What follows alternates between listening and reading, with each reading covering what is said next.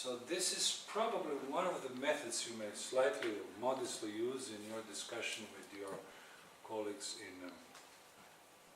So in other words, you have a hardcore fact that the nature, or the environment, is not decisive in your behavior on a larger scale, but also your genes, your gene pool, your genetic factors that you have inherited, your genetic makeup that you have inherited from your parents, like I did from my parents, like you did from your parents. Although we are, of course, common gene pool, we are nonetheless different, you know, the southerners from northerners, so on, but we have a common line nonetheless here in Europe. And the fact of the matter is that mostly some big scholars, big inventions were the product of people of the white race. But as you can see, we don't use this expression white race. I may also add an example of my students back in when I was a professor in the humanities, which is not the exact hardcore science. I had students, and quite frankly, I had lots of white students who were just lousy, lazy. They were very intelligent but lazy, which is a different topic we could discuss about. I'm certainly not neglecting the fact that a person has to put a great deal of effort, even if he is intelligent, if he wants to succeed. But the fact is, just an example, I had students, black students, Hispanics, and I had to give them passing grades because I simply didn't want, because of this politically correct rectitude in America back in the 80s when I was a professor, I had to give them passing grades because otherwise they could have, and that's what I thought, I was paranoid, I could have been sued for flunking, for failing a student who was of non-European origin. Do you see what I mean? And then it becomes a very hot political issue in the United States, a very nasty issue which hits the media. Well, let's say Tom Sunic flunked a black student because the student accused Tom Sunic of ethnocentrism, Eurocentrism, and you know, all type of crazy things going on. So yes, I had to make this compromise, but not for long, because I said I quit. I just don't want to deal with a bunch of people who don't deserve to be sitting in the university in the first place. This is one aspect of identity that we certainly have to bring up. And I cannot predict what's going to happen in Norway, for that matter, in Europe, in Western Europe in the years to come.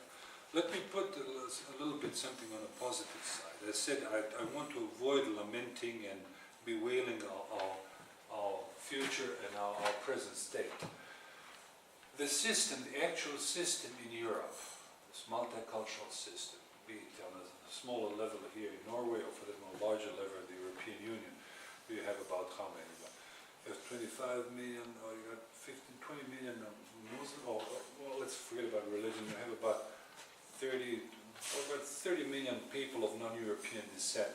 Lots of them are already assimilated, or integrated, not assimilated, and passports, sometimes you can't tell who they are by their citizenship, but they are certainly not of the European gene pool. Now, let me tell you one thing which may be, I may probably be a devil's advocate, but it may, or as the Germans say, schadenfreude, I may take a certain benefit, certain pleasure in this. I'll try to be very direct, and I'll try to formulate it in a good fashion.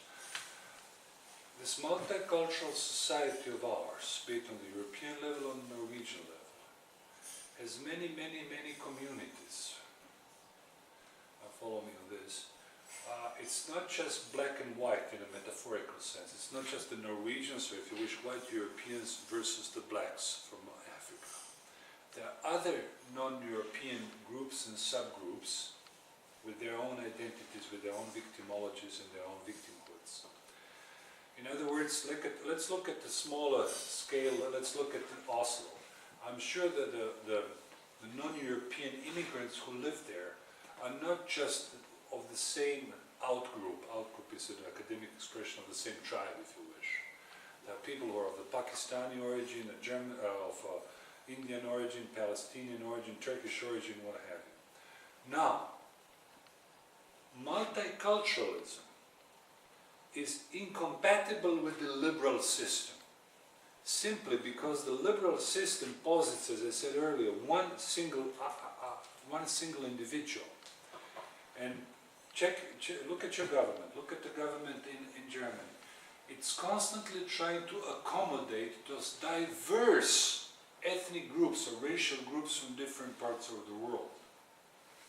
Those ethnic groups or those racial groups do not have the they don't share consensus. They don't share the same ideas. Frequently they are in a, we can say, subterranean war with each other.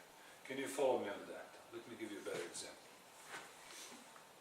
In California recently, the problem is no longer black and white, but the problem is black versus Hispanics. In the Southern California, many blacks and many whites, of course, many whites have left for Montana up north because Southern California is no longer majority white, it has turned into Hispanic. And many Hispanics, non-European Hispanic Americans, have quote-unquote ethnically cleansed away blacks. So there are large areas in Los Angeles and other parts of Southern California where blacks no longer live. Because blacks and Hispanics do not get along well. They hate each other. Another example I can give you from Bradford, where I was in the UK.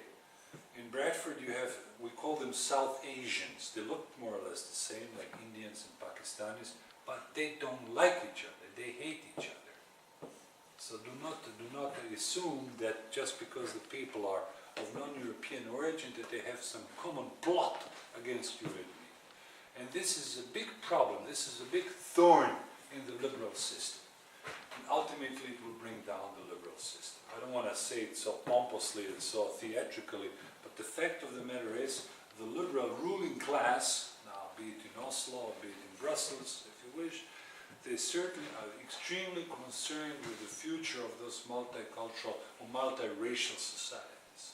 Not because of this standard cleavage, white versus black or white versus non-Europeans, but rather because of this myriad of different racial groups which cannot be brought together.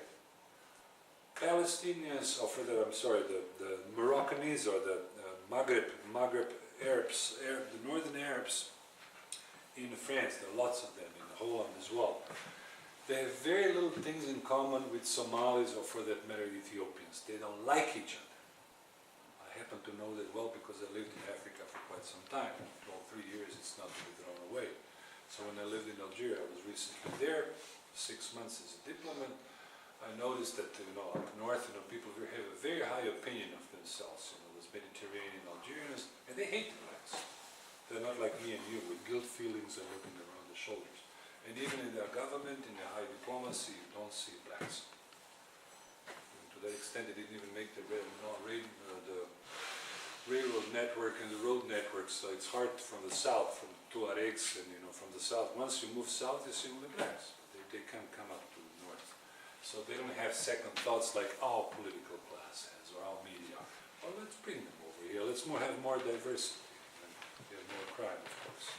Can you follow me on that? So again, things are not as easy as they appear at the first instance.